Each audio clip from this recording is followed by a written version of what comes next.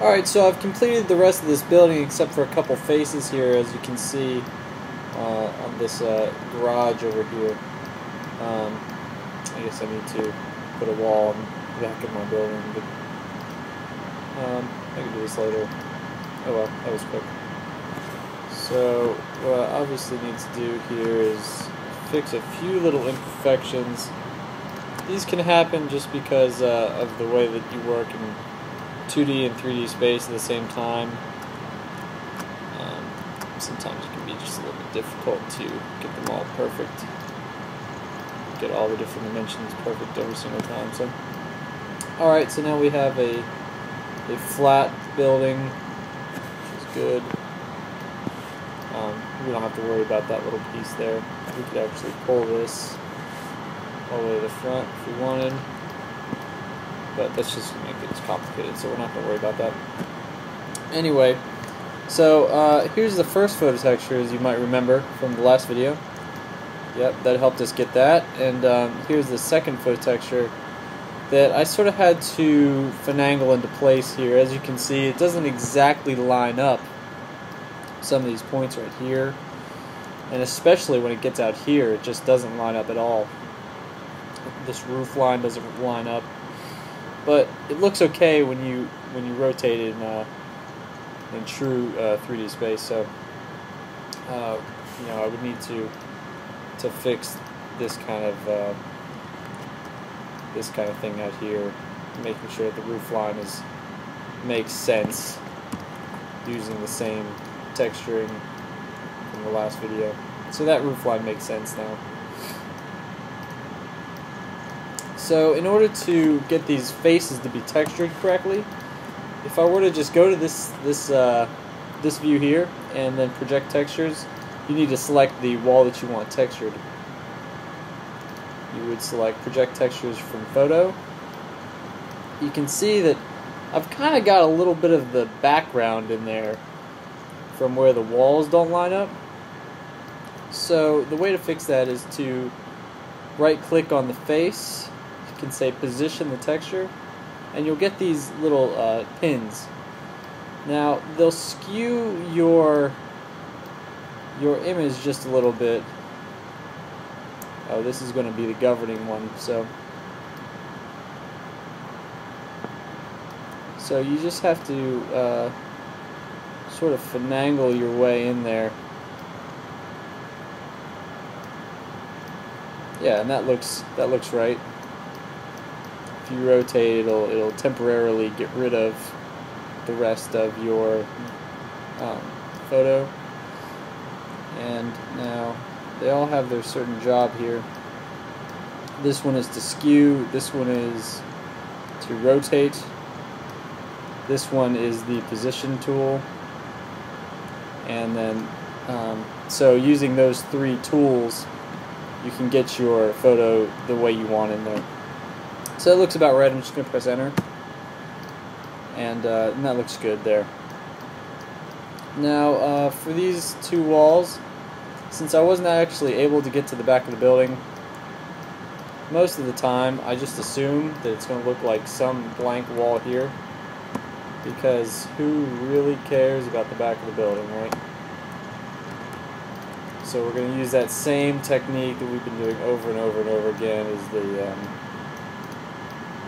taking the sample from somewhere and create a unique texture, and then just pasting it on this side. And oops, don't forget to erase your rectangle there. So this building's looking pretty good. I've already got the location in here. I'm going to select the region and grab that location there. Now here's where you're going to need to make the entire project, your entire building, one single group, so you're able to move it all around at the same time.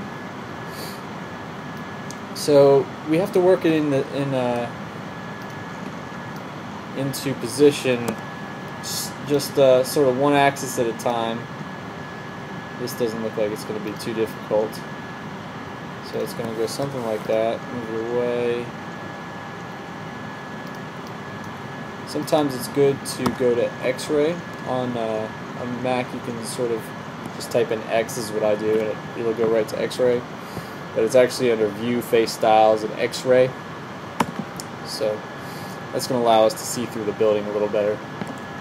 And as you can see, that's pretty good. It needs a little bit more of a rotation correction here.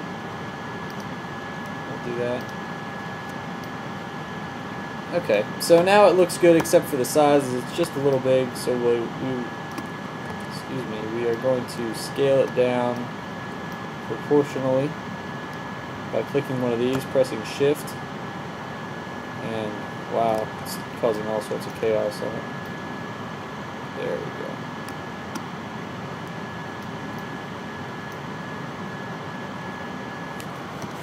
And then we'll move it back into position again. We'll go and turn X-ray off, and there we go. It looks like it sort of belongs there, huh? So, oh, let's turn off edges. Excuse me. I guess edges was off. We'll turn off profiles to make it a little bit smoother. And that's our dealership. Now, another cool thing we can do is we can view it in Google Earth, which will pop up here in just a second.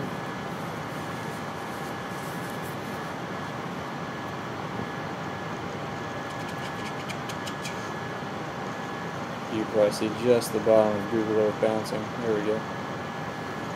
And it's going to open up and zoom in so that we can see it sort of on the real thing. This is just a little sliver of Google Earth here. Now, for sometimes when you're working with terrain that isn't even, you'll have to build around that. But here we go.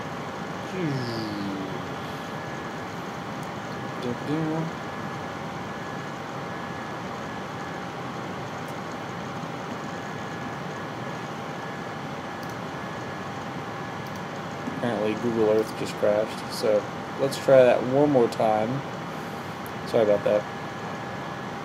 I've actually never had Google Earth crash before, so it's awesome. It's probably because I'm using 100% of my CPU right now, as you can see. 110% just for recording the video.